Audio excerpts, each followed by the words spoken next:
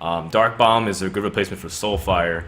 And generally speaking, it feels like Handlock's really good, and people are shying away from being able to take on Handlock directly in their matchups. Even though everyone's playing, like, thinking about playing BGH, it feels like Handlock's still really powerful, granted all the tools they got from GVG.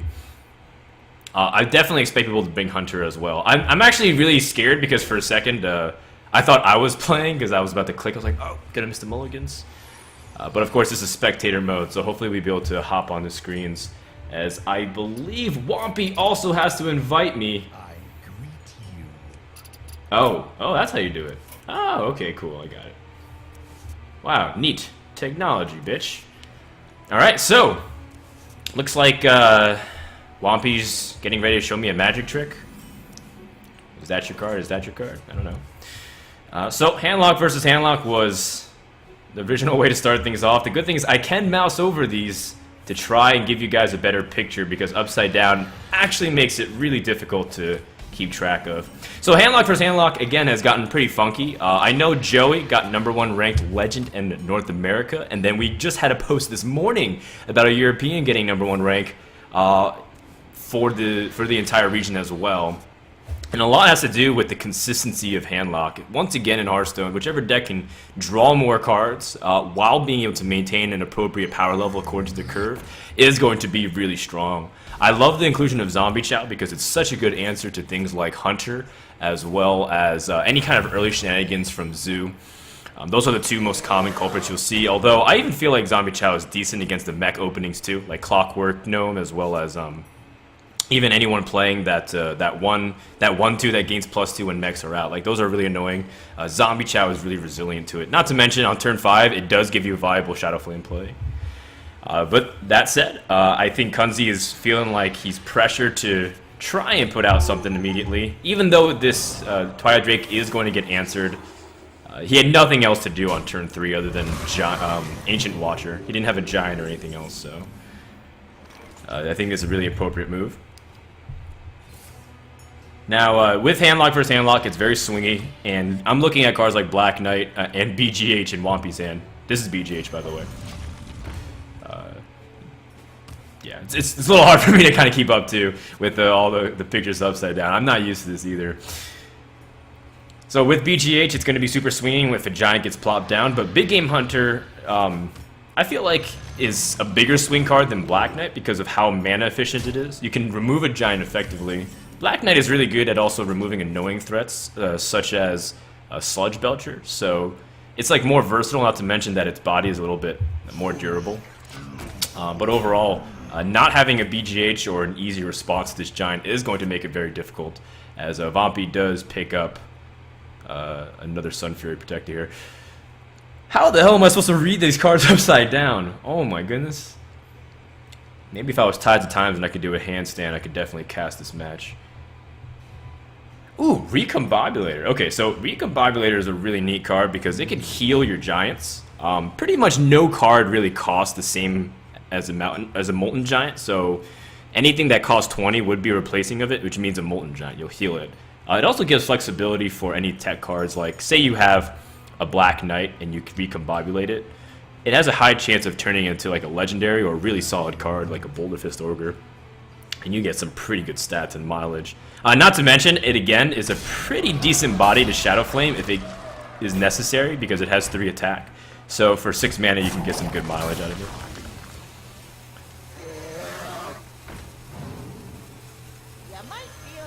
Alright, so Recombobulator on the Mountain Giant.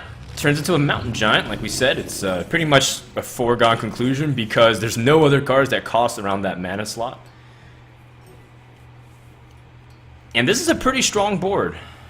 Coming in for Wampy. Oh, sorry, not Wampy. Thunderbuddy. Overlay is correct. I'm incorrect, but you guys will get used to that very soon. So you can remove a minion off the board with Siphon Soul. That's the first play that comes immediately to mind. You're still not under a super amount of pressure to the point where you're worried about dying. So if he lowers your health with just the Drake and the Recombobulator, you have double Molten Giant plus a Shadow Flame, so you have an ability to go for swing. And I actually think Siphon Soul here is perfectly fine. Not ideal though, because again, you're giving initiative to your opponent on board, and he can do really funky things. Lotheb pickup is interesting too because a few people, actually a lot of players, feel like Lotheb's is like they're replacing Lotheb just because they feel like they want to try out new cards, and he's one of those flexible spots where you don't really need him. He's just really powerful, especially in this matchup because you don't have the opportunity to go for power plays until late stages in the game. Like Shadow Flame costs 9 mana, so if you try to go for a swing turn like Handlock usually is accustomed to in this matchup, then you're going to be in big trouble if Lotheb blocks you out prematurely.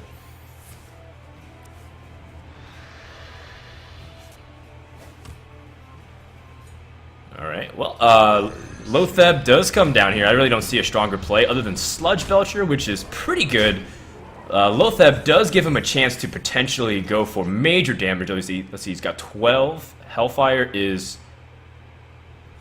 15. I'm peeking over to see if there's any other way to do damage. So, looks like he just wants to generally have a strong board. And Kunzi's going to take a defensive stance, which is perfectly fine again. He doesn't have initiative cards. He's got reactive cards. He's got Molten Giants when he gets low. He's got Dark Bomb to do some extra damage a la Soulfire. And he's got Black Knight. These are very responsive cards. He has to wait for Vampy to, god damn it, from Thunderbuddy to overextend or play incorrectly here. The reason why I keep saying this is because Vampy is actually the account that Thunderbuddy has to use because he doesn't have all the GVG cards. But don't tell Blizzard that. Alright, so Mortal Coil being picked up. That is a little bit useful if he wants to get rid of one of these Ancient Watchers and pick up another card. Using Argus to try and Shadow Flame and not buffing another target. That is really interesting. You know, I was a little curious as to why not, but I think it's because he's playing around Black Knight, and that's really clever. Like, at first glance, I'm like, well, why do you want to not taunt and power up your Drake? But as a result, look at it, you still can't deal with this Drake, so Thunderbuddy very astutely recognizes that if he doesn't have the Black Knight, or if he does have the Black Knight, it's now still just a vanilla 4-5, and he doesn't give a way for your opponent to swing the board. Because again, this matchup, very pendulum-oriented, easy to just go one way or the other. But now Kunzi's finally within Molten range. Another subtle thing that I don't know if Thunderbuddy exactly planned for, but ends up being the case is that because he didn't buff up the Drake and when it attacked, it lets him at 15. If he was at 14 health, he would have been able to play double Giant or do like Giant Shadow Flame or something. Like he would have had more mana at his disposal. Whether or not that's the optimal play is a different story. Wow, this is actually really tough the more I look at it. Like, Molten Giant doesn't ensure your safety, so if you just Dark Bomb and try to take power off the board, he still has 6. Can he burst you down from 9 damage? Not without Soulfire, you can't. And Soulfire has been rotated out of the metagame as far as I know in terms of handlock.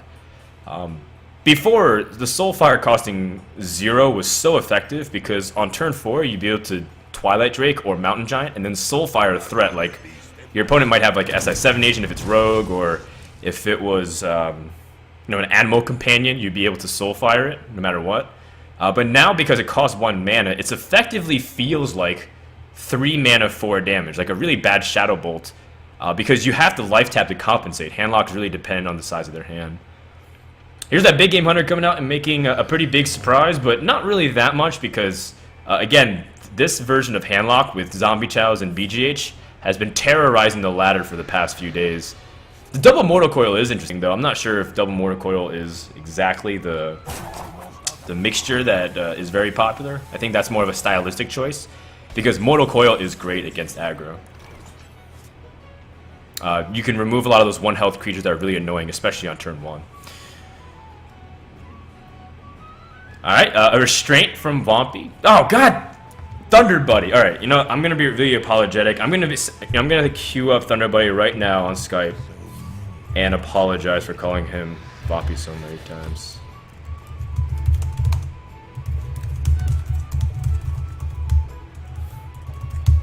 All right. Well, what's done is done. All right, Kunzi going for Shadow Flame, and you know, this is so indicative of not having Owl. This Drake has been so annoying for so long. Like, what? I mean, this Drake is also, like, insurance of 4 damage, so you're counting down from 13 minus 4 the entire time. So 9 damage once again. Jiraxis is in hand! And he comes out, and I don't think there's an easy way to respond to this Jiraxis, especially since BGH won't be able to target to Infernals whatsoever. And the Blood Fury is going to be so much damage coming out. I don't think he cares about Molten Giants anymore. He already saw 1. This is definitely an assumption you're allowed to make in this matchup. When you see 1 Molten Giant, you can go with the assumption that's like, well, even if he has a second Molten Giant, at least he can't play like 2 and Shadow Flame 1 and then destroy my board. And also, it's a less likelihood. 13 cards remain. Pretty strong chance that Molten Giant number 2 is potentially in the bottom third of his deck. Although I don't know the percentage, you probably have to ask someone like Firebat for that. Alright, well, he taps. That is a bold move, but of course he has the Antique Healbot.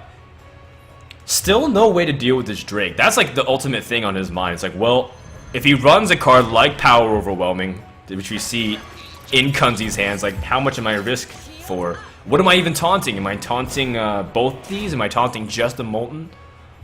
These are all questions that are going through his mind. I'll have to go with the most defensive route possible, but I'm trying to calculate if there's some kind of lethal with Hellfire. But it looks like he's a few damage points short. Right? Let's see. Yes. Even if he barrages or barreled his way through with Siphon Soul and Hellfire, he would be 2 damage off lethal. You know, when you say it like that, it doesn't have quite the same ring, so I can understand why Forcing coined the 1 damage thing.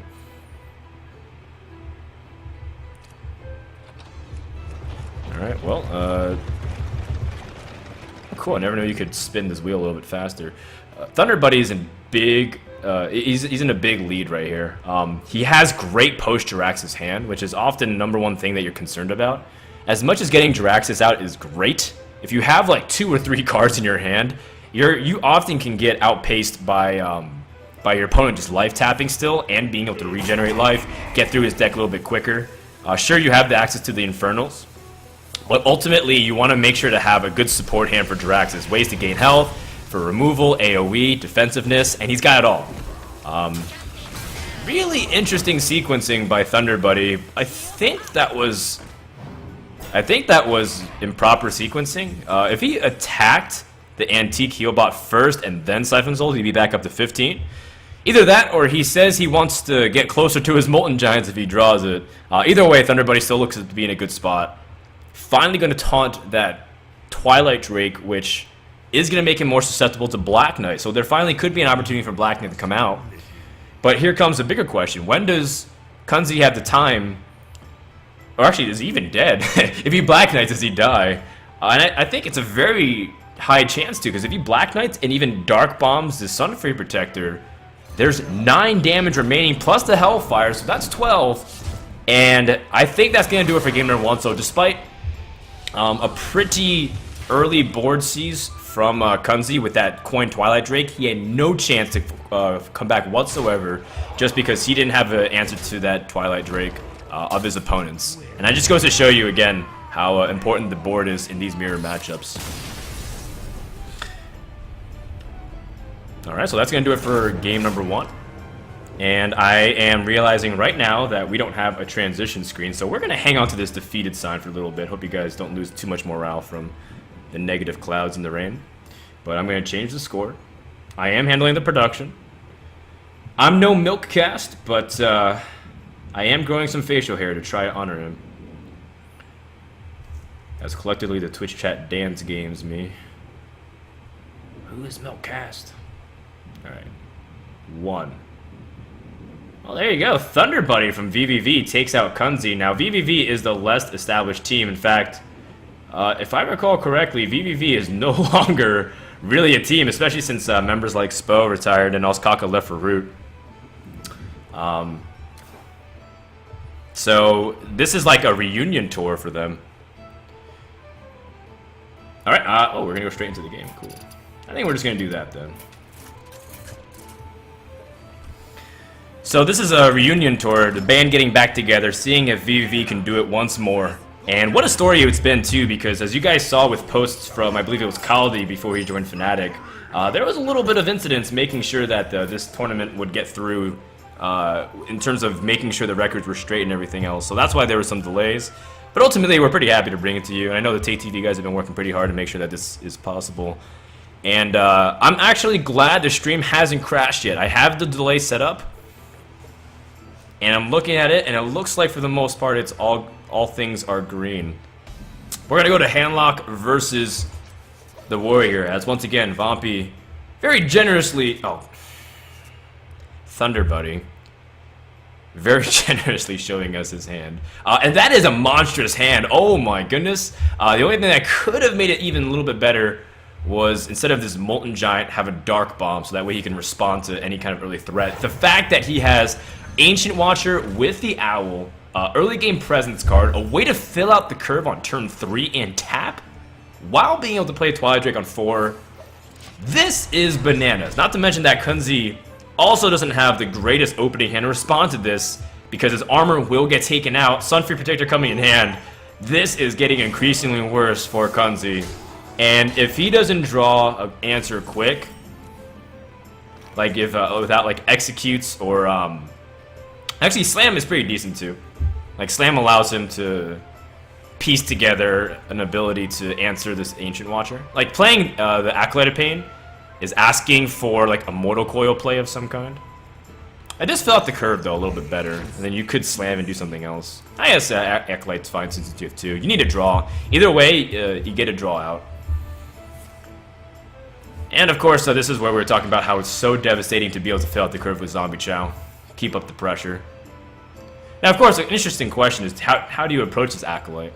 Because the more I think about it, the more problematic it was. Because I was worried from Kunzi's behalf if he had Mortal Coil, because then he could protect this Ancient Watcher. But now that Wampy doesn't have it, it's like a cross your fingers for no execute.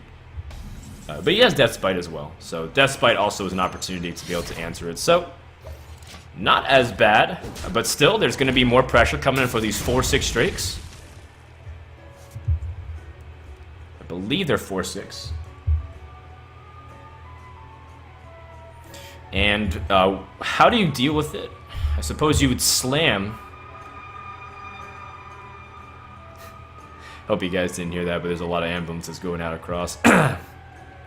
Probably sending it straight to Kunzi's house, because he's still in for a world of pain here. Because as much as you can Slam and use your Whirlwind effect to try and pick off this Owl here, you're still going to be taking lots of damage, and then another Drake will follow it up, or even Lotheb.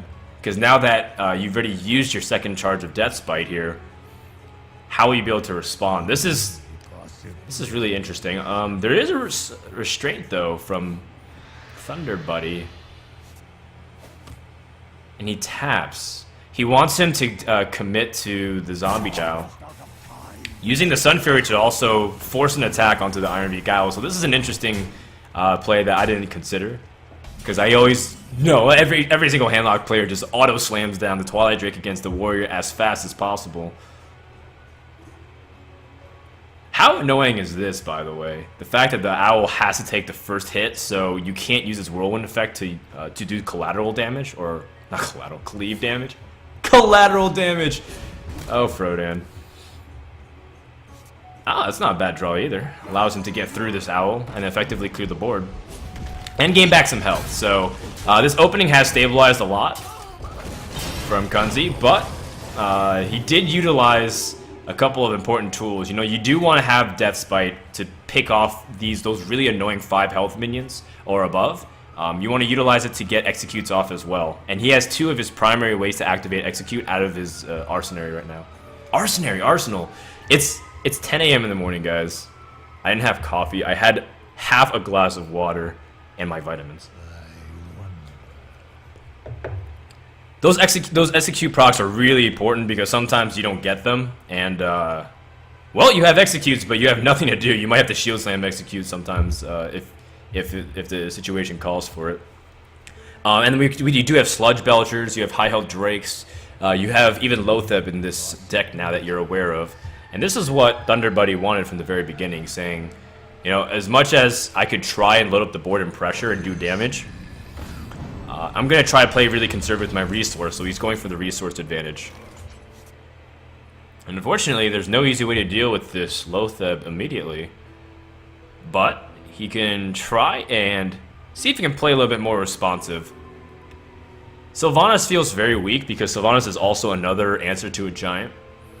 Although, I'm interested to see how Kunzi has built his warrior, because post-GVG, there's a lot more answers now to kill off giants other than just Shield Slam and Executes. We have Bouncing Blade, which is the 3 mana deal damage until it kills a minion. And then you have Crush, which is another way to do like half execute, half tempo play. I mean, it's a really powerful tempo play if you're removing a creature that's really big, but of course you always run the risk of having it cost 7, and it's like, well, it basically costed my entire turn and I armored up. I'm not sure if I'm sold on cards like Crush yet, but Bouncing Blade's pretty sick. Yeah, Sylvanas here like feels like one of your better responses, and I'm in favor of saving it. Armorsmith doesn't even generate much value. In fact, it's getting to the point where people are willing to cut Armorsmiths from their deck because they have Shield Maidens now, which give you that 5 armor and the 5/5 body in all one package in a battle cry. It's actually crazy. If you go ahead and look at her up, the cards and the stats, it's very high value because you get so much life from it that an Armorsmith effectively gains you some life because of the 4 health, and sometimes it takes 2 hits or something, so you get like 6 health. But the Shield Maiden, if you look at her collective stats, give you like 10 health plus, so that's just an amazing card. If you have 2 of those, you might not be hurting for Armorsmiths anymore. It depends though, to each their own. Back over to Thunderbuddy land. When will he play his big threats like the Drakes? Seems like he also has the opportunity to silence and force Warrior to fight on lower resource counts. Okay, opting not to, instead playing Recombobulator on his Lotheb. I'm feeling a Sludge Belcher. No, an ETC! Well, I guess it's effectively like a heal on the body because ETC's Battle Cry is not going to be in effect. Although, I feel like it's really fitting that Thunderbuddy got the ETC considering the lightning and everything like that.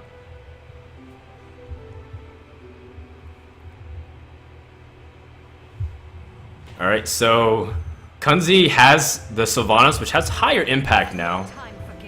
And I suppose this is a really easy assumption to make, where he didn't owl and silence your Acolyte of Pain. So it's like, well, should he have the silence for my Sylvanas? Probably not, but this is where saving that silence will pay off in spades. It's like when you flip that Monopoly card and it says bank error in your favor. Actually, that's not true. That's more like if someone ropes or misplays. Like, I would assume it's more of like the bank dividends have paid off. I didn't understand the word dividends until I was 14, where I finally decided to look it up after getting the Monopoly card. In before everyone compares how Monopoly is less RNG than Hearthstone. Alright, picking up the Shadow Flame, that's also a pretty important card. Generally speaking for Handlock, but I'm not sure how much is important in this matchup. It's very rare for the Handlock to be clearing the board of like warriors in mass, because they're usually playing like 1 bomb at a time. Like 2 or 3 minions is at most what you have. So Shadow Flame sometimes is like the answer, but not really that important at the moment until like the late stages of the game where like they're trying to hold off on doing damage and you might have an opportunity to go for a big clear. So Kunzi gets the bad news that Owl is still here, and that is the second Owl, which means if he's playing Ysera or something else, he just has to have direct removal. Execute comes in hand, which is pretty nifty. Is there an alternative, though? Because he does have other ways to deal with the board at the moment. I don't think he has the mana to, though. Everything seems just slightly out of range. At least when I eyeball it. Baron Geddon can sweep off 2 of these minions. Shield Maiden, it's weak. I guess you could Shield Maiden Whirlwind Shield Slam. That's also pretty weak. Baron seems like a reasonable response. And choosing to execute the Drake also is pretty important too. You do have that Shield Block, Shield Maiden, Shield Slam Dream on turn 10. Oh, second Shadow Flame. Blech. Gonna have to tap for sure. Needs to develop something else besides this Drake. And, well, if that wasn't annoying enough, the fact that he drew Mountain Giant really late, it also cost 7 mana at the moment, and he only has 6. Don't worry, Thunderbuddy, I'll snap a few vines. There we go, we showed them. Smash all the things. The only way I can feasibly see to destroy this Baron, which is a legitimate threat, is to Argus and attack. The problem is, 1, that feels really bad, and 2, you do give up one of your main taunters, which might be your only defense, because keep in mind that one of the best ways for Handlock to win the War of Attrition is to be able to defend against any Grommash. Like, one of the ways Warrior had a way to win the matchup before GVG came out was to try to burst them out early. And so to utilize your taunters this early feels really bad. But you do have, I think, 1 more Defender of Argus, maybe? Because he did use an early Sunfury Protector with that Ancient Watcher combination, right? No, with that the Ironbeak Owl. He wanted to use it for the Ancient Watcher, but didn't get a chance to. No Jiraxis in sight. There's only 14 cards. Maybe Blizzard could develop something in the future where I could pull out cards and see which, like, what would be the next card drawn. They asked me the other day, like, what would you like to see in Spectator mode, Frode? And I said, I want to see what they have in MTGO, where after the game ends, both players draws the next 5 cards in their deck, just to show you what you would have gotten. So that way you can get confirmation bias that your opponent got lucky and you got unlucky. Mountain Giant Slam Down, which is the best play at his disposal. Sludge Belcher is asking for a Black Knight, which is pretty common in Warrior, since it allows him to save a weapon charge and a removal spot for annoying creatures like Sludge Belcher specifically. Shield Block into Sludge Belcher, but he will have to deal with that Giant. If he chooses to Shield Maiden, that'd be pretty decent. Oh, Whirlwind, that's actually a really good option too, because you can kill off this Sunfury Protector. Whirlwind is really interesting that it's made a cycle back, and part of the reason why I think it's really strong is because Explosive Sheep is now an option. So for 3 mana, you can do a Hellfire equivalent without even damaging your own hero. So Whirlwind is actually really, really powerful. Not to mention the synergies with Acolyte. I've seen someone on ladder run Gazlowe with that. It was like Gazlowe, Whirlwind, Execute, and I was like, whoa! And of course, he followed up by playing like Faux Reaper and Sneasel Shredder, and I completely got blown out of the water. RNG Stone at its finest.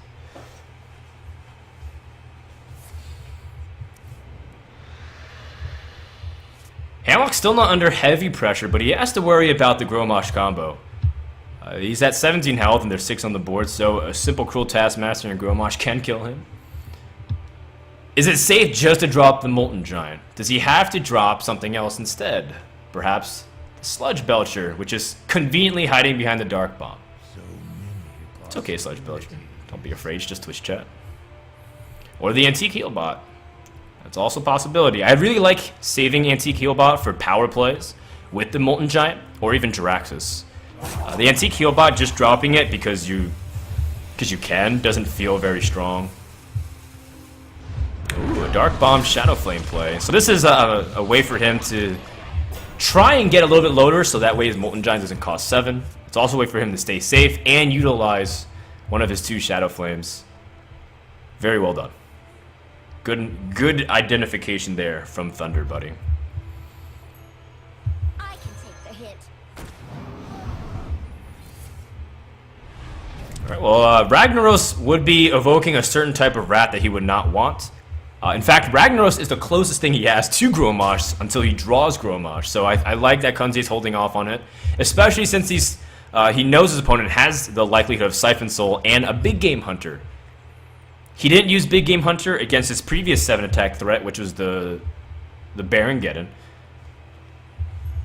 So there's a strong likelihood that he might have drawn it by now. And of course, dropping Molten Giant, BGH, and NT Keelbot, and maybe even a taunt is pretty likely to just completely blow him out of the water because he would have no response. He'd have a Shield Maiden, and he'd have an Axe.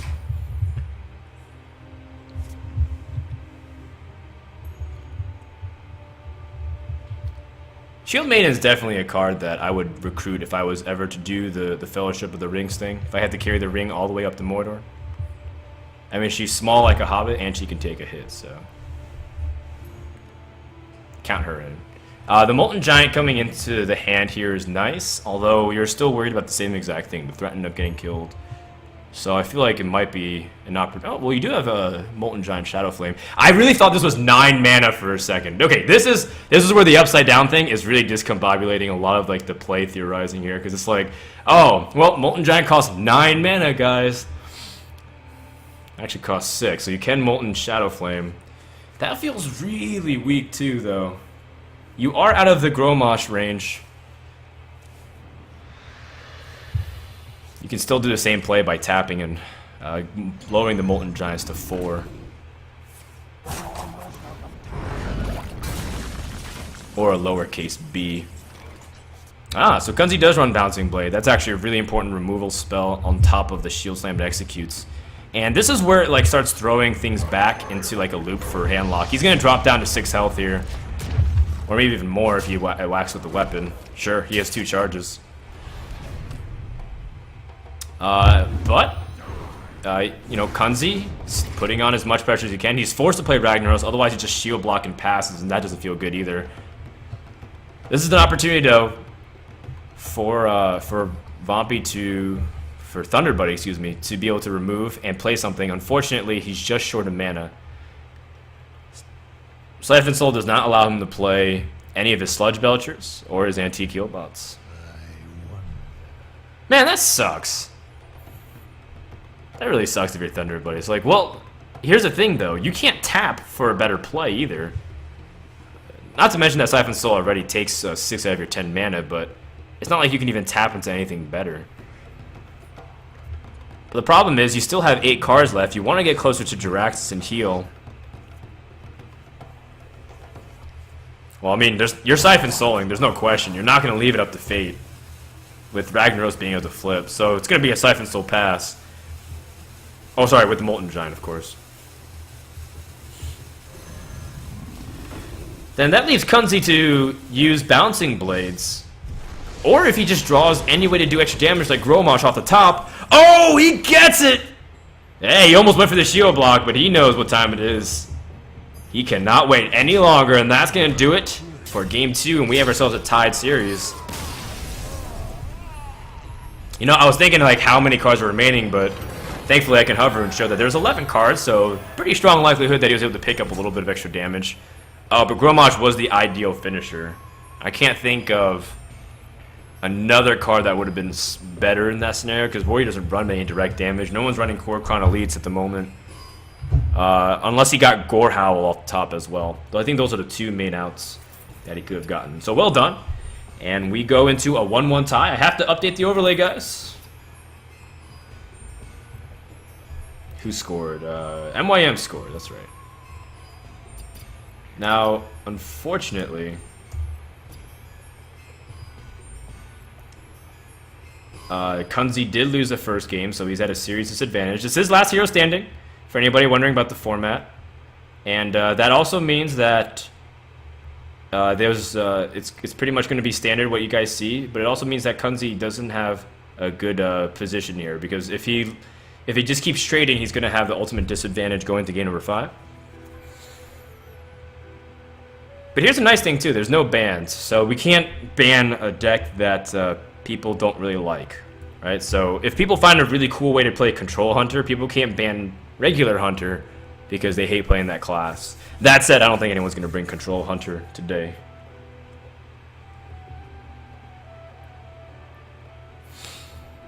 Alright, I got an invitation. Oops. Oh, nope. Nope, not going to buy some classic packs. Not that time. Here we go. We're hopping directly onto Kunzi's POV. And we're doing this just because of the overlay. I don't want to confuse people by having, like, Thunderbuddy at the bottom. And then the scores are mixed. So we're going to be staying on MYM at the bottom. That might make it a little bit disappointing to people who are fans of VVV, but I got news for you. VVV doesn't even exist anymore. Frodan, how could you say that? It's like saying Santa Claus doesn't exist.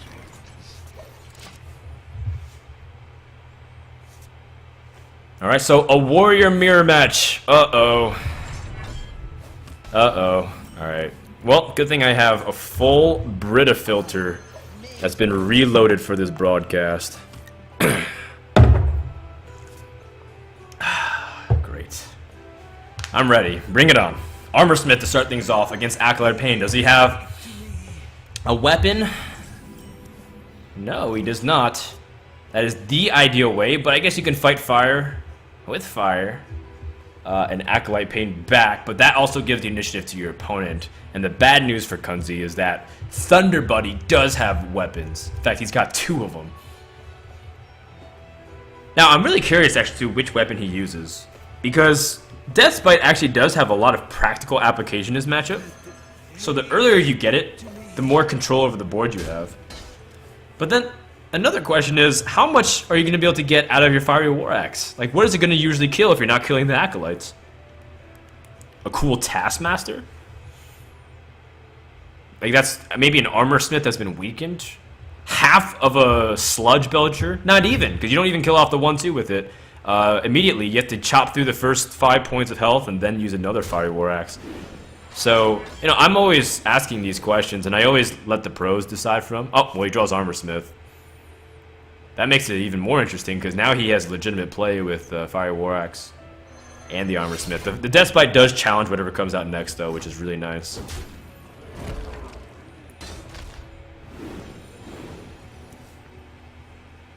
This is the point where I usually turn to somebody like Admirable and just let him explain for about 3 minutes of why Deathbite was vastly superior to the Fiery War Axe, and then I nod and say, yeah, definitely. And then I try to ignore the fact that I just suggested another play that was completely opposite. I guess that's my job as a caster, just to provide different alternatives and what they mean. Deathbite, of course, is really good answer to everything that can come out here for the next couple of turns, short of a Fell Reaver, which no one's really playing in Warrior. So, you know, being able to answer these 5 health minions gives you a pretty strong disincentive as well to play. And look at this. I believe Kunzi willingly attacked into this Acolyte and gave him a draw. Oh gosh, they don't give a hand counter, so I have to count this manually. All right, 1, 2, 3, 4. I declare a thumb war. 8 cards. All right. So Thunderbuddy draws Dr. Boom. This card is awesome. I saw Kit Kats and a few other people playing with it yesterday. And Strifeco has also been a big fan of this card. Dr. Boom is really cool, especially with the Warrior synergies of Whirlwind. Yes, that's right. I also saw Crip playing this card too. It's got so much synergy, and it's like a more sturdy version of Barongeddon. I mean, it's still vulnerable to BGH, but the 5 versus 7 health is such a massive difference. See, I guess he's really contemplating whether or not he wants to drop Sludge Belcher, but I don't really think there's any question about it. Thunderbuddy ropes very often, I find. That's got to be a little bit tilting. Personally, for me, if I was playing against, I'm just like, well, what's there to think about? Sludge Belcher's the optimal play on turn 5.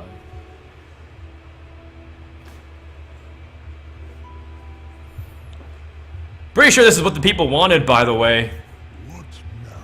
Frodan, the meta is too fast. We need things to be more slow and control-oriented. You brought this upon yourselves, Hearthstone community. Warrior vs. Warrior. That said, I actually do enjoy the pace of how control matches can break up the aggro, even mid-range. It's pretty nice. So Sylvanas to try and impact the board. Although I'm not sure how much of a difference this will make. In fact, it gives him an opportunity to get rid of Sylvanas pretty easily, and only giving up a Sludge Belcher. Say you trade in the Sludge Belcher, and I mean, you can pretty much just deal with whatever. You just give him the 1/2 slime, but you're able to deal with it pretty easily.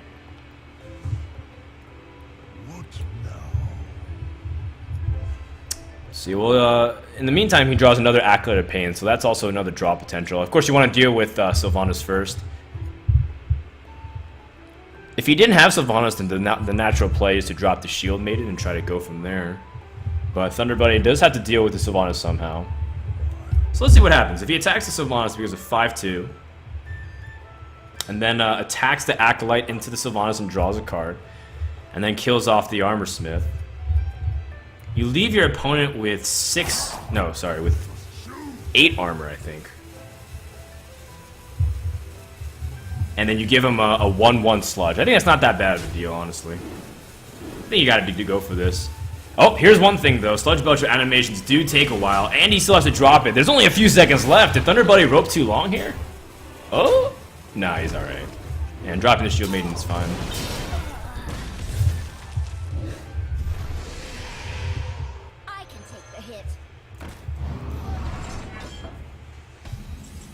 Hey, remember when I said that Kunzi would have 8 armor at the end of stuff?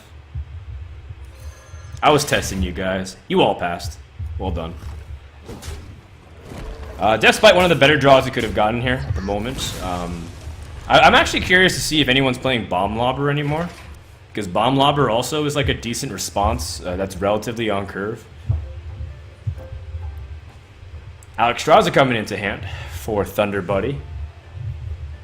There's an opportunity to be slightly more aggressive if you're Thunderbuddy, based off the cards. A lot of the cards here, once again, from Kunzi, it seems to be the story of his entire series, that he's extremely reactive to his opponent. Bouncing Blade, Execute, Slam, they're all responsive cards. The only thing that can present a problem is the Shield Maiden. Sludge Belcher, kind of. It's a little bit susceptible to the inevitable Black Knights and like the Fiery War Axe. Versus Dr. Boom, Alexstrasza, and it's got ways to cycle through to either more powerful cards. This might be an opportunity for Thunderbuddy, if he can plan out his next couple turns, to try and be slightly more aggressive. Now, instead of dropping Dr. Boom, he opts to go for a very defensive and passive route, though. And this is because of the Deathspite. The Deathspite, if it activated the Boom Bots, which I believe are the 1/1s, then he would have gotten damage straight here, and Alexstrasza's effect would have been wasted. So this is a very good play. Slam to draw a card, but it also activates for the Acolyte. Look at that power draw, too, from the Ragnaros. So Kunzi's going to be under a lot of pressure soon if Thunderbuddy chooses to flip the switch here.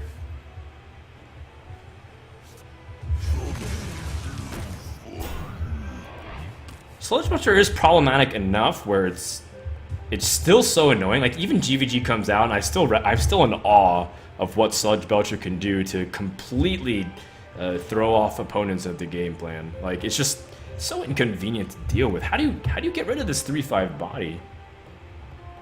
Ugh. I also get grossed out the more I look at it too.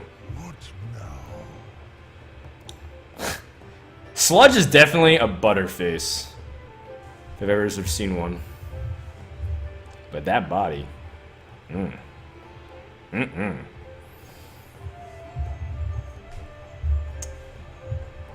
Thunderbuddy picked up his own Sludge Belcher. Does he feel like he can get away with just dropping like a big bomb here like Ragnaros? I don't think so. You can slam and chop this down. But if you slam and chop it down with the War Axe, you can't Sludge Belcher. Of course, one of the best answers to Sludge Belcher is Sludge Belcher. Like, Sludge Belcher actually takes 4 times of trading in order to kill itself. Just goes to show you that usually the best counter to something is itself, right? The best counter to Hunter is Hunter. Or oftentimes, like, the best counter to, like, Zoo is, like, a Soulfire tempo play, but at least in the past. Not in this scenario.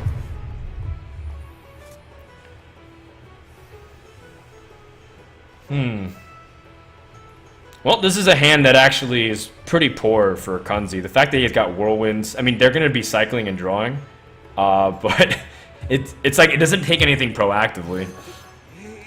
He's already used both of his Death Spite as well, right? No, that's actually the Thunderbuddy used one of them, so misread and misspoke. Picks up Fiery War Axe. So I guess he's just gonna whirlwind again, draw another card.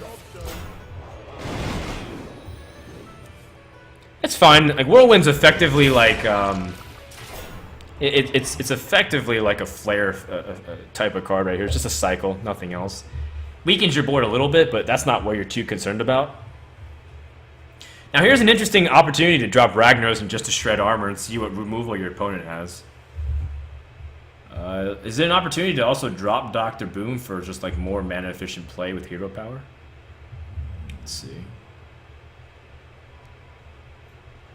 I actually was not prepared to cast Upside Down today. The blood rushing to my head is really hard to deal with.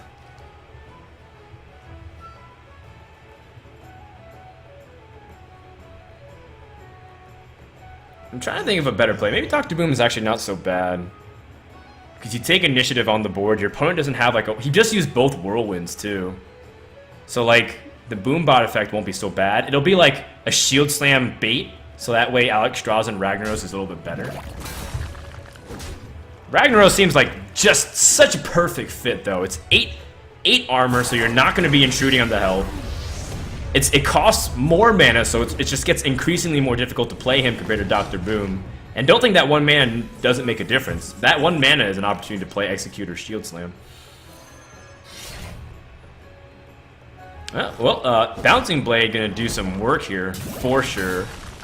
Ping, ping, ping, ping, ping, ping, ping, ping, ping, ping, ping, ping. And then Kunzi just gonna pass. There's nothing else to do. Explosive Sheep on an empty board actually has no value whatsoever. In fact, I'm questioning whether or not Explosive Sheep has value in this matchup at all. Short of like a double Explosive Sheep play. But then again, how much value are you getting out of that? These control mirrors, resource advantage is such a powerful tool, whether it's cards or just being able to outtempo your opponent. Explosive Sheep doesn't really seem like it'd be really good for that.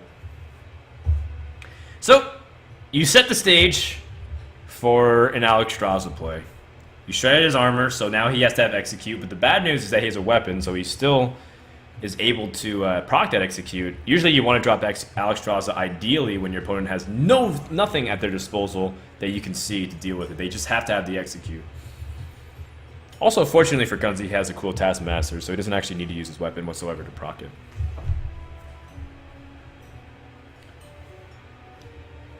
In that case... Well, Dr. Boom's still, again, a little bit less effective if you have Alex Straza in the hand. But it's just a tester. See what the opponent has. He has an Execute. He also can respond with man mode and trying to rag in response. But I think the Execute's just a much stronger play. After you Execute with the cool Taskmaster, you also have the availability of playing the Shield Maiden. So, there you go. Dr. Boom actually drawing out removal, which is what you want to do. But in the back of your mind, you've used Bouncing Blade, you've used Executes. You're only, like, a couple more threats that get dropped down and you won't have an answer to it. You're going to have to rely on your minions to remove, like Ragnaros and Gromosh. Now the good news is that Kunzi's opponent, Thunderbuddy, is actually running out of threats legitimately. He's only got Alex Straza remaining. And he doesn't have any... Oh, he has Lotheb, excuse me. Okay, so he's just got a couple of threats remaining. He's just got more answers. So the tables have flipped.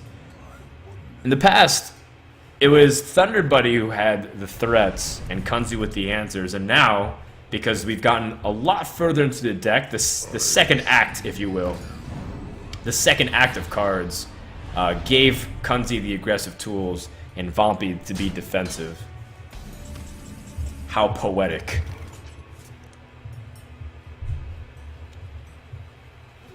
Oh, this is cute. What if you attacked into Lotheb, played Explosive Sheep? Actually, that's just bad. I was like, play Explosive Sheep and then Baron Geddon. Because then if it misses and it hits the face, an Explosive Sheep actually damages your own Baron Geddon, and then leave an option for your opponent to Fiery War Axe it. Yeah, I like this play a lot better after analysis. Ragnaros to drop it down. Either targets, you want to hit the Lotheb, but either target wouldn't have really mattered in the long run because would have been able to remove easily with a Shield Slam.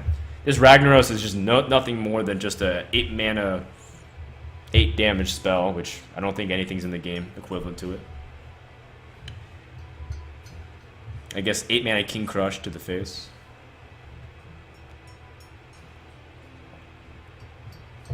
Which honestly should be what King Crush costs. I mean, there's really no point of having King Crush at 9 mana.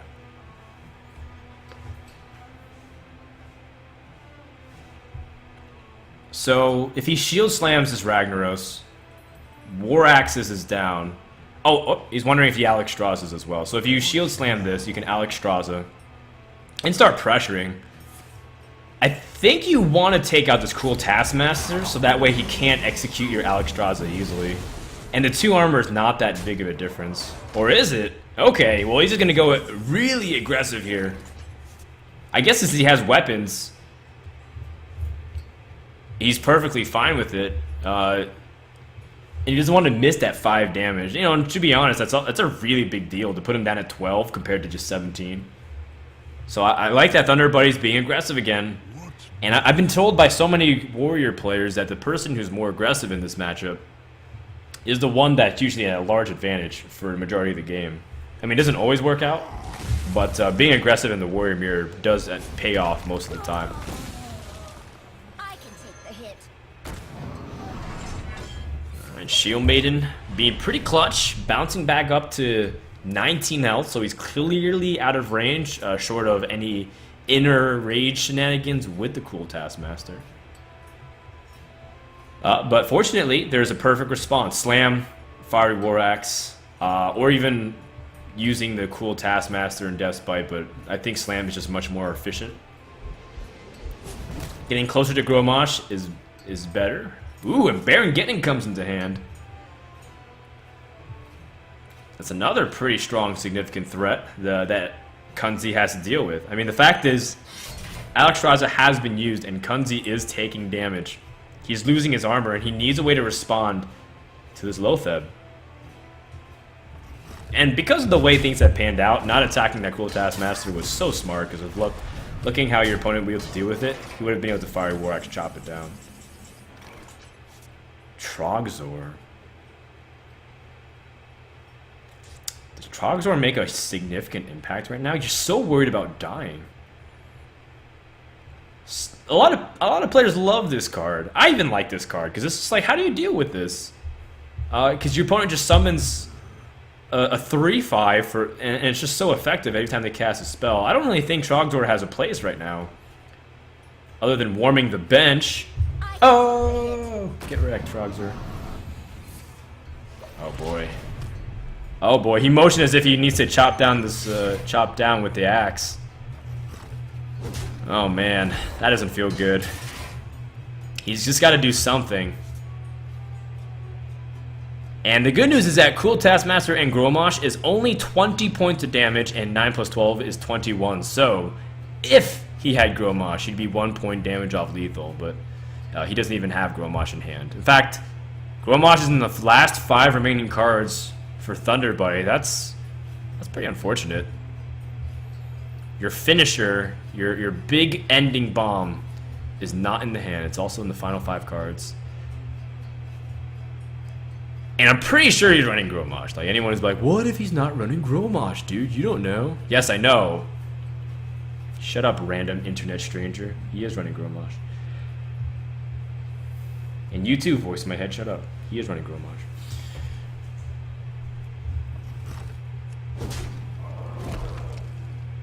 How much pressure will it take for this teapot called Kunzi to pop? I mean, pretty soon he's at the threshold breaking point where he needs something big. Like, does he run a big game hunter? Does he have Brawl in his deck? Because Brawl is also a card I've seen being cut from time to time. Oh, there's the Brawl. And there's an Armor Smith. Ooh, and Explosive Sheep. Oh, so that's what Explosive Sheep could be used for in this matchup. There you go. Whatever comes out, he will be able to chop down. But Armor Smith wins the Brawl. Was there any ever doubt? Was there ever any doubt who would win that Brawl? Not from me.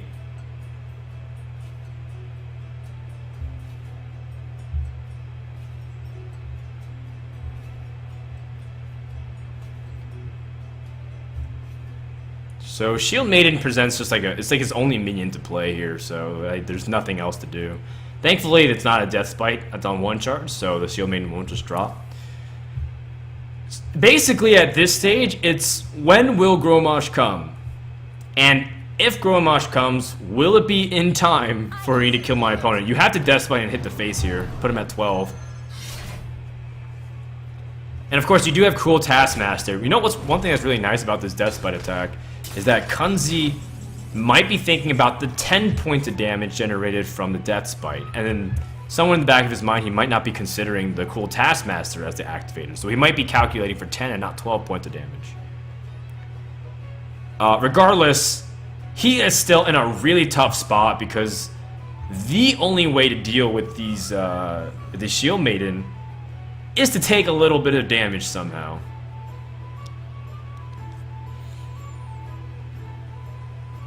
Oh boy, do you have to Baron get in here? No, Baron Geddon puts you at such a low HP. But you can't kill it off with Gromosh.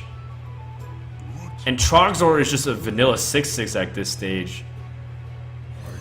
Oh man. Yeah, you're going to be taking the hit. You have to armor up. You can't play Baron Geddon because it also does damage right back to you. Gromosh is your best chance, but this is where Execute can come and play. Or, oh, never mind. Gromosh can also just end the game straight up as well. And you don't even need to activate it. He only has 9 health. Nope, never mind. You do need to activate it. But you didn't execute your opponent's Gromosh. That is a fail BM. Thunderbuddy takes a 2-1 series lead, but definitely needs to figure out the way he wants to end games. Not a fan of that one. Alright, well done to Thunderbuddy though. He's up 2-1, and we're going to go into game number 4. Thankfully, the Warrior Mirror is done. Because that one's a long one, guys. I'm going to fix the score real quick on the overlay as we get ready for game number 4. This is a best of 5, and they're fighting for $4,000. It's ultimately going to be a best of 5, where the first team to get to 3 points also wins the entire championship. Gentlemen's Cup started once upon a time, I believe in March of this year. This is like a 9-month long process to claim the monies. That's why these guys really want to win, because they don't want to work for 9 months just to get destroyed at the finish line. That would just feel awful. So count on these guys to fight really hard. Kunzi's going to go with Druid. I like it. He has Wild Growth in his hand. That's great. I wonder if this is the mech Druid that I've been seeing. Okay, you know, when I back up, Frodan. When I say mech Druid, I mean the Druids that run the piloted Shredders, the Sneasel Shredders, the autopilots in general. Like, those cards are super powerful, just because you can ramp to them really easily. And then Druid has such sticky minions that it's almost the same effect as playing Cairn. The reason why Cairn fits so well into like a double combo Druid was because not only could you ramp to like 6 mana really quickly with Innervates and Wild Growth, but also because it's such a hard minion to remove, and you just plop down these minions with Death Rattles, and you still have like the ability to combo and have whatever drops, even if it's like a Nat Pagel, it still does 2 damage on top of the 14. Of course, it could be just standard run-of-the-mill aggro Druid, where you have like the really fast 2 combos and just Haunted Creepers and Shade of Naxxramas. But where's the sex appeal in that, I ask you?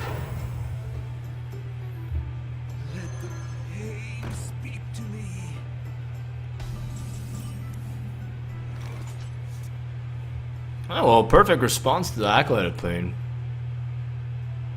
You can silence him. That's pretty much what you want to do. Ah, okay. Wrathing to just deny it as well. So then the Keeper of the Grove will be kept more as utility to deal with some of the other threats. I would have liked to keep a 2/4 on the body on the board as well, but I suppose the Keeper of the Grove does get challenged by a simple Fiery War Axe, whereas the next minion will be really hard to deal with.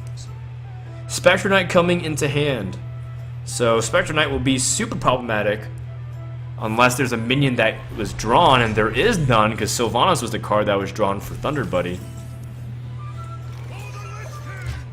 So how do you deal with the Spectre Knight now? You have to take 12 damage from this thing, whether through weapons or through other means. And this is another case where, putting out Death's Bite is not exactly the answer here because Fiery War Axe chops down more efficiently and you can keep armoring up. But at the same time, Death's Bite challenges whatever comes out next. So you can Death's Bite and then Cruel Taskmaster this Spectre Knight. You also have the opportunity to innervate out something for the Druid, or you can play Druid the Claw, play a little bit more mana efficient, and save this innervate for whatever comes out in the next couple turns. Ooh, this is again very problematic. He needs a Whirlwind. No, but he has double Cool Taskmaster, so that actually works out okay. Double Cool Taskmaster will be able to clear this board.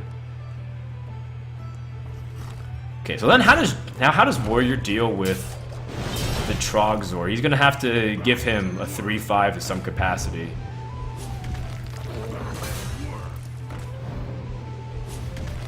I guess this is technically part of Token Druid, like Trogzor creates tokens and stuff. Well, we'll cross that bridge when we get there. For now, the Ancient of Lore seems like its best course of action. Fiery War Axe can chop it down pretty easily though. But in the end, all that matters is that Warrior is losing health. And we do have one piece of the combo already for Druid. This is a really tough matchup for Warrior to win. Even post-GBG, from my experience. I played some Warrior, and Druid still gave me a really hard time. This is reminiscent of, I want to say, RDU's Druid. RDU also had Trogzor and a few really sticky minions. I love the Mechanical Yeti, by the way. The spare part sometimes is so helpful, especially the stealth cloaking field that that just cloaks one minion for a turn, so that your combo is going to be guaranteed to do more than 14 damage to some capacity, assuming your opponent doesn't have like a way to kill it with some randomized damage. This just feels so bad. Your hand is actually so clunky from Thunderbuddy, Alexstrasza, Ragnaros, and Dr. Boom. If he had Gromosh, he actually has the 4 most expensive cards in his deck. That's not what you want to start off the game. It's only been 4, 5, 6 turns. And you're already at, well, less than half health and you had to armor up to get there. Huh. He's hovering over Yeti, so I guess he just wants to go for a mana-efficient play as opposed to tempo. I would have enjoyed seeing, like, Trogzor come out soon. Wants to get close to the combo. I can respect that. But I generally like putting out the bigger threats versus Warrior when they have no board. I guess he wants this Yeti to also bait out the Execute or a Shield Slam if he has it. Like if he has Shield Maiden Shield Slam on turn 7, which is commonly what they can do, this is the time to use it. So it's like, even if he has Trogzor and a way to remove it, he has to use it now if he wants to deal with this Yeti. That's the plan.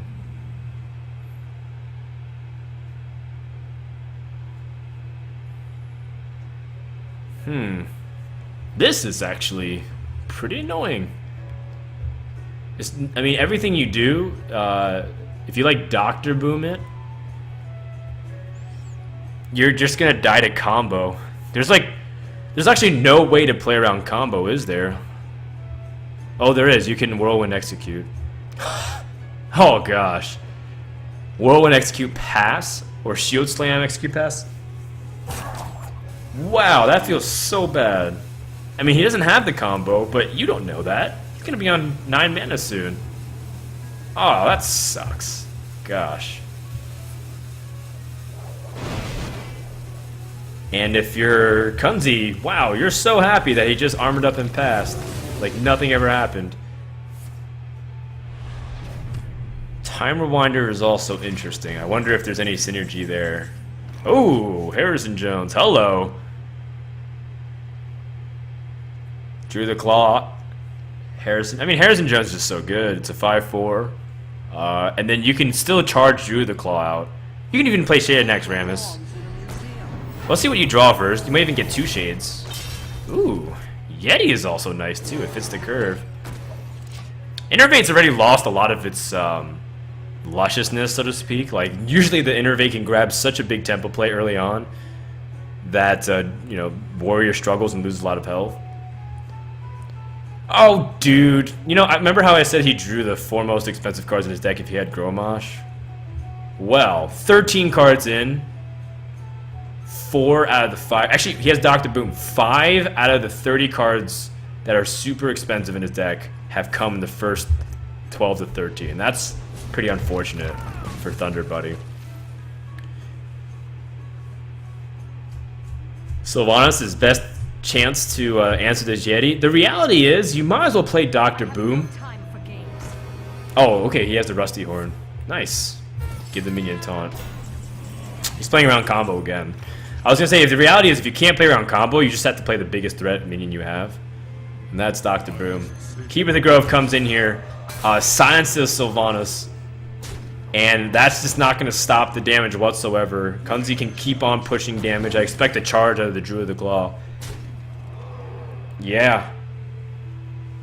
I mean, you can Innervate Shade out too. The thing is, I guess, are you afraid of Brawl? But here's another question. If he brawls, does it even matter? How about if you Innervate Shade, and then you return, or you can even return this Drew of the Claw to the hand so that you have damage next turn too, because then you have Force of Nature plus Innervate Drew of the Claw. These are like interesting plays that open up because of this spare part. It's very fascinating. I think spare parts are one of the most exciting things about the new expansion, because I think it opens up worlds of plays that people don't really expect.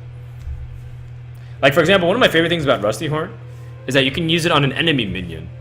So say like he had like a taunt, like a Drew of the Claw taunt here instead, and you really want to pick up an easy trade on the Keeper of the Grove, you can taunt that minion offensively and kill it. It's very cute stuff. Is there any way to survive and play around combo this turn, by the way, if you're a warrior? I don't think so. Your best way to gain health is actually to Alexstrasza yourself, but that doesn't guarantee anything. You can try to fish for a spare part. Ooh, Freeze Minion actually could be really useful. Emphasis on could be, though. Keep in mind that it's as simple as silencing a minion if you freeze it, and then Druid can still utilize. So he opts to take out the more attack minion just in the off chance that your opponent does have a silence, like a second Keeper of the Grove. 6, 7 damage. Oh, wait. You can return this to your hand. Wait, does he have lethal with all these Innervates? So if he attacks face with 6, returns this to hand, blasts him for 2 more. Oh wait, I'm overthinking it. You can rewind it. You can rewind a charger, of course. That's really cute stuff, and that's gonna do it for game number 4, and that's gonna tie it up once again. Like we were saying, that this Time Rewinder opens up a lot of interesting plays. For sure, and he didn't even actually need to innervate out this tree ant. But I like it. It's a little bit of a flashy play. Could have also innervated out the shade. Wouldn't have been mad about that.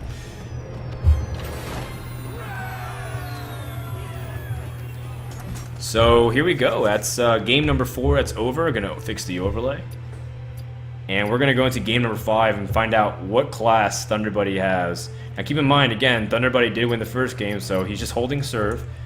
And he goes into game 5 with a pretty decisive advantage. That's assuming he lined up his classes the way he wanted to, though. I mean, it could have been as easy as like, well, I use my hand lock.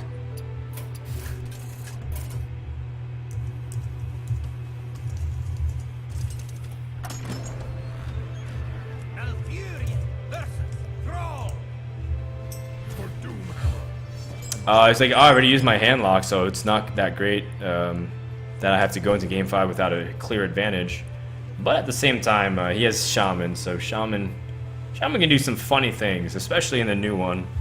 I've been seeing some really powerful early mid-game plays with Power Mace and Arcane Nullifier. Like, that card combination is pretty strong. Just think about it, like, it's a 4/7 with spell immunity and like it can't be targeted by hero powers, and the fact that it has taunt, so it's like you have to deal with it, and then you have like a weapon that's able to control the board early on. I don't know if that's exactly the play here. Maybe Thunderbuddy's playing just a standard mid-range shaman with some cool cards. Is it a Murloc shaman? The light protects. Oh, Ardent Squire heavily implies that it's aggressive, at least for the board control. Ardent Squire used to be like a include into Shaman, so that way you can utilize Rockbiter and Flame Tongue Totem against early game minions like Voidwalker and Flame Imp. But that was once upon a time. I believe during that time too, some players opted to use Pyromancer as an opportunity to clear the board against opponents too. That was before people discovered the goodness that is Haunted Creeper. Okay, so Echoing Ooze. I want to say that this is a Bloodlust Shaman deck with Sea Giants in it. That's got to be the answer here, right? I mean, I could be wrong. Oh, wait. Why am I spectating as if I can't see his cards? I'm, like, surprised every movie makes. Here we go. Okay, so he does have Mech in his deck. He's got a Noyotron, and he's running Doomhammer instead of Bloodlust. Maybe he has both, but Doomhammer is often the finisher of choice over Bloodlust. It would just make sense given how many tokens he has.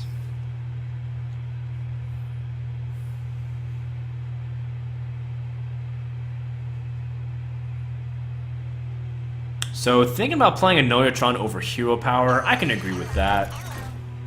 You want to save your as many bodies as you can from the Hero Power of Druid. Not going to stop Kunzi from making a board impacting play though. Coin is at his disposal. His hand is really clunky. He would have loved to pick up Innervate of some kind to piece together some response. So this play to attack Divine Shield to set up a strong swipe potentially. But Defender of Argus. Whoa, that is a big draw. That is such a big deal. Oh man, now you can set up like a pretty reasonable amount of power on the board. That's what, 8 power? And Druid has to answer this. Like you just don't ever think that these 1 and 2 attack creatures can pile up to be much, but it does stack very quickly. I mean, just think about it. He's got Rockbiter and Doomhammer. That's 10 damage in the hand in 1 turn. So in 2 turns, effectively, if Kunzi doesn't deal with this, like say he plays this really slow, like Druid of the Claw, and then he gets hexed. And then if that, from that point on, he just takes a lot of damage, and then Doomhammer just finishes the game. This is potentially a very fast game number 5. And a little sad, because it's like, well, I want to see what other cards are in here. Is there Mech Warper? Hobgoblin? What? I mean, it makes sense. You play Hobgoblin Echoing Ooze and you summon 3/4s. We play a Noyotron and it becomes a 3/4. Okay. That does make sense. It doesn't work with totems though. So if you play Hobgoblin and you summon a Searing Totem for 1/1, it doesn't become a 3/3. Definitely on the more curious side of things, for sure. Alright, well, on to more important things. Does he play Doomhammer this turn? I want to say yes. I think Doomhammer is awesome in this spot. You're going to be overloaded, sure. But you also are already pushing a lot of damage, and like you also have the opportunity to just lethal in the next couple turns too. You have Hex to get through whatever taunt he sets up. Yeah, I say you go ham. Put him down at 10 health. Slam him. Well, Kunzi here has to be really defensive.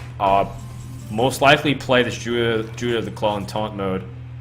Maybe also Wrath a creature. Just needs to take off as much pressure off the board as possible. Is there a better play though with Swipe? No, you have to be super defensive. You might die just to Doomhammer. Was there any merit to playing Loatheb? No, because you need the ability to stop these creatures from doing damage as well. Loatheb only stops the Rockbiter from being able to be effective. Or not even, because he would have... Oh my god! Whoa, well, he's got it already. He's got the Doomhammer and double Rockbiter. The second one didn't even really matter. That's going to do it for game number 5. And, well, overall, that was a really quick game, and Shaman was able to turn on the pressure. Just look at how much damage these early game tokens were able to amount to. And, of course, having the Doomhammer and Rockbiter combination was lethal. So, first series goes over to VVV.